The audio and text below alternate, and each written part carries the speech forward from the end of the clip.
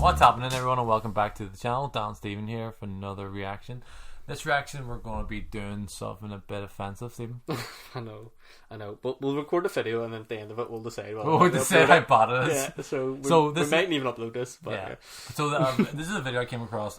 I think it's been out for months now, or about years. It's called like 10 most offensive jokes of all time, or something like that. So it's obviously a compilation of like I think it's Ricky Gervais, Jimmy Carr, Bill Burr, scene. So basically, them is doing offensive jokes, and it's 10 most offensive jokes. Yeah. Is there anything that offends you? Not really. Is there anything a comedian can say and you said, I don't like that? No, not really. It's like off your net. What do you do? I don't know. It's like bald guys or something. I don't know. I actually don't. Maybe we shouldn't watch this then. I actually don't. I genuinely don't. Because it's all context, isn't it? It's like if a comedian is if someone's standing on stage actually saying really foul things and means it, you kind of go, what the fuck? But if you realise that the comedian at the comedy show's telling jokes, but what happens? Yeah, but then I think that's the thing in it. Like when's he crossed the line? But for me, I think the line has to be really far in the distance for it. It has to be. What's the point of them? They're there to make you laugh, and the fact is people make like as in it needs to be. I don't know. It hurts my head thinking about it. I don't think about it. Just don't think about it. If he's funny, he's funny. You know, that's what it comes down to. If someone tells a joke that's not funny, then it's not funny. Then but that's subjective.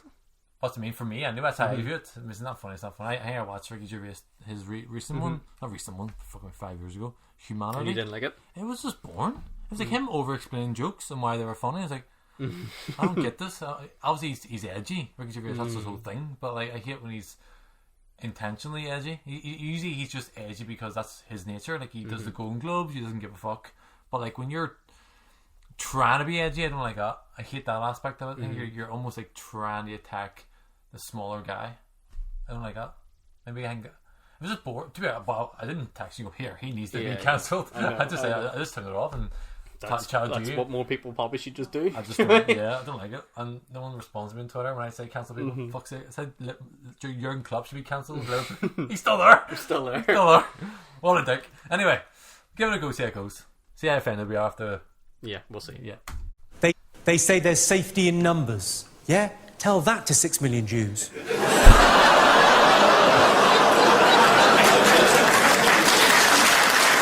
So it begins. I did a big charity gig last year for autism. And like most people, my only experience of autism until recently was Dustin Hoffman's brilliant portrayal in Rain Man. But I've just got this new house in London, and the neighbours were coming round and going, oh, yeah, hi, poking their noses in, basically. But I thought, I'd be nice to them for now. When I get a big gate, they can fuck off. And one couple, they've got an autistic son. And the mother was talking to me and said, oh, this is Douglas, he's 17, and he never goes out because he hasn't got any friends. So I thought, right, okay, this is where I can show him that, I'm a rich, handsome man off the telly, but I've also got a heart of gold. And I said, oh, I'll take him out. I went, really? I went, yeah. So I went back on the Saturday, true, and she said, oh, he loves the zoo.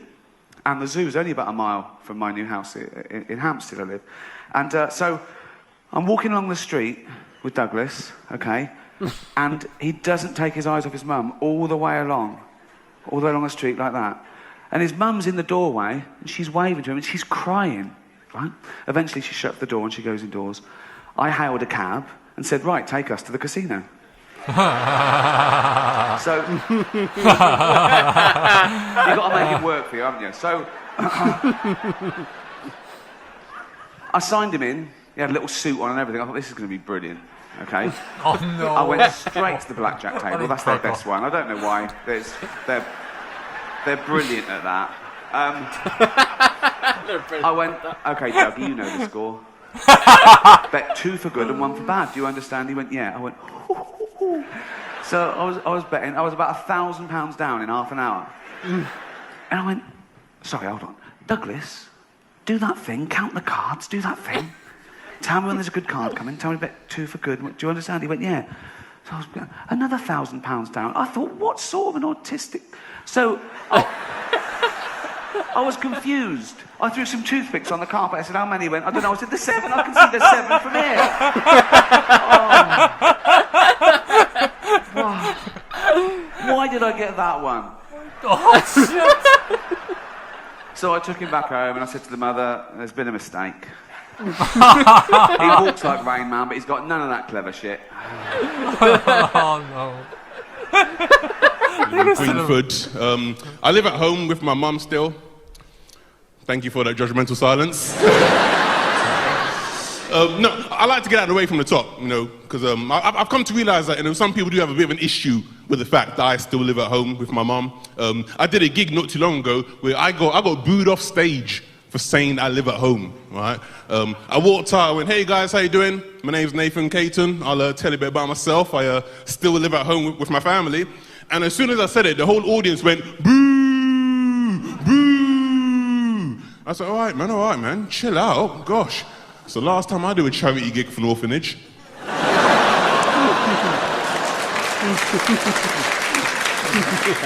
Jealous because my family kept me. Piss off. Sodom. Who they gonna cry to? No.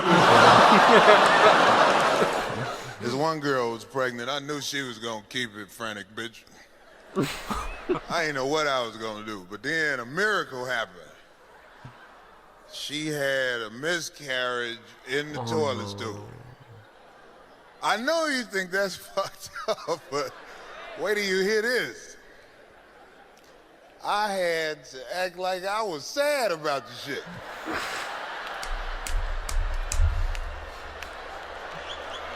Nigga, I was at the stool like, not the baby.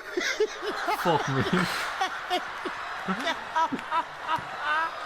That's pretty bad. Yeah, that's pretty bad. That's the worst so far.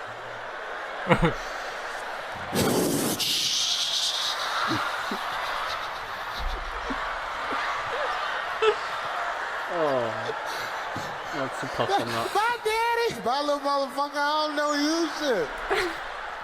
If only Africa had more mosquito nets, then every year we could save millions of mosquitoes from dying needlessly of AIDS.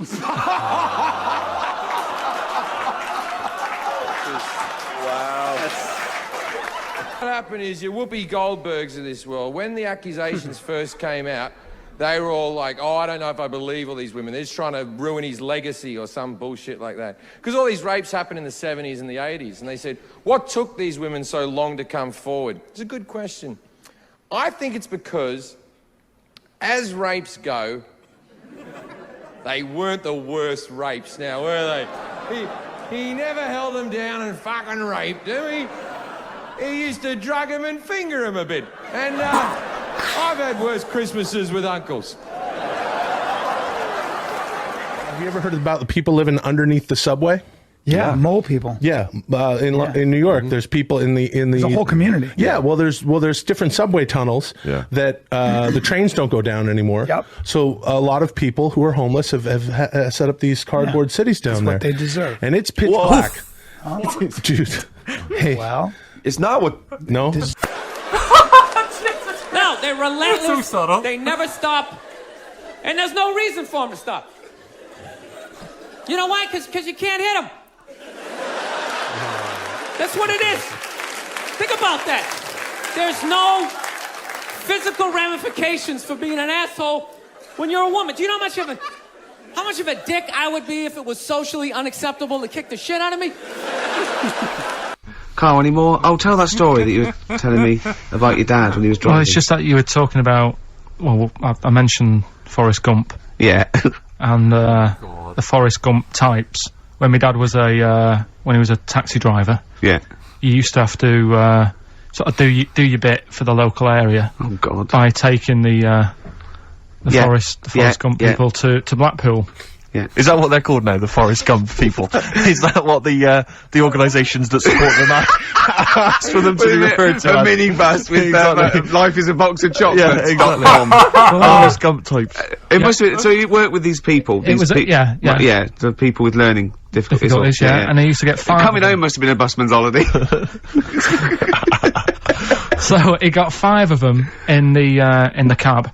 Yeah. And they had to go to Blackpool, and 4 of them were really good, you know, behaving themselves, didn't mess about, weren't fighting and stuff, but there was one who was just causing loads of trouble and they couldn't control him.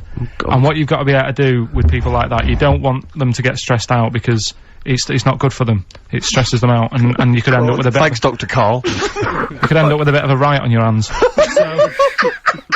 So he thought, I'll nip this one in the bud right now, and he pulled up just on the outskirts of Blackpool, and he took the one out that was causing problems and put it in a wheelie bin. Oh, no. Oh, I'm sorry. I apologise. He did what? He did it for the good of the others. He put it in a wheelie bin. He was having a good time. He thought it was one of the rides. Can you stop saying it? Him. Yeah. He was having a good time, and once he calmed down, my dad went back and picked him up, and he was fine. He had a good time. He left him in there the whole time the others were in Blackpool? No, he left him there, not the whole day, probably about an hour and a half. In a wheelie bin? In a wheelie bin. Why couldn't he get out? Because, like, his arms were trapped on the thing. One of those... What, he tied him up? No, do you know, like, because he was a big fella, and, like, he managed to get him in so his arms were down the side like that, so he was a bit trapped. Wasn't he screaming and crying and stuff? He was making a bit of noise, but do you know what I mean? What, you feel so right? Well, but anyway, I didn't really want to talk about it. He just brought it up because of Forrest Gump. Do his, family know about this? Is this the first time they'd have heard about this? He didn't get asked to do it again.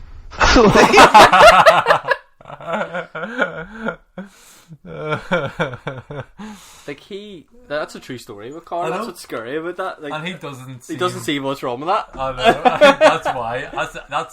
That's like Carl Pilkington as Picker. Or he just doesn't. He's not a celebrity yet. He doesn't understand why people find this funny. Yeah. He even said they're like, I don't know. I don't even want to talk about this here. He just brought Forrest Gump. Like, wait, what? You gotta question your dad with this. Yeah, there's some of those jokes. Yeah, so like, bad. What was the worst? The baby one. The baby one was one's the pretty worst bad one for one. me. Like, but I still don't think you shouldn't be able to say it because everyone was laughing. Do you know what I mean? We weren't though. I mean, we were. It was funny. Like, I was flushed it. No. He's pretending to be bad. Mad. Oh shit. Oh, I don't know. The rape one was pretty bad. Jeffrey. Yeah, I didn't really actually find that funny. No, I did. I think I did. If I look back, I probably did. I probably was. Pretty on your head off. Like, I couldn't see it, like. Yeah, that there was kind of a bit like, I don't know. I know. There you go. Right, we're finding our line here. Mm-hmm. Maybe. But like the thing is, you also have to put yourself in the situation of imagine being in the audience. Aye. You'd probably leave. Well, God, that was a great night. Like he was mental. It's funny. Yeah, it's like different situation. No, would you ever go to a concert and you're like, oh, band was amazing, and you hear recordings. I'm like, fuck, you wasn't that good of a singer. Yeah. Because you're at the concert, you don't know. You hear all the atmosphere. Yeah. So maybe if you go to a comedy club, you're actually in the moment and everything's funny as fuck. Every shit joke's funny, but if you isolate them jokes and take them out of context and show it to a nun in fucking Belfast, you're not gonna laugh at the rape joke. Exactly. They're all good jokes to the point like they're told well. Do you know what I mean? Like the delivery on the comedian is really good. Like but no, so nothing too offensive. Nothing too offensive. We can post the video. Yeah. There you go. That was our reaction to the 10 most offensive jokes of all time. Let us know what you think in the comments below. Cheers. Hi everyone, thanks for watching the video. Please like, comment and subscribe. Just to let you know, we've got similar content available on the channel if you want to check it out. We also do our own podcast called MCPodcasting, where we cover a range of topics from politics, sports and even movies. We basically just talk a lot of shit. We argue a lot as well on it there, but all the links are below. We're on all major platforms, Spotify, iTunes, and is there any other? That's the main ones, yeah. Yeah, that's the main ones. Just check out the podcast, and if there's any sort of videos you want us to react to, drop us a comment in the YouTube videos, and we'll be sure to check it out. Or if you want to make fun of us, then go ahead. We don't care. Be nice. Be nice. In fairness, we don't really get that many comments. No, I don't. Yeah. Stop looking at me. Okay.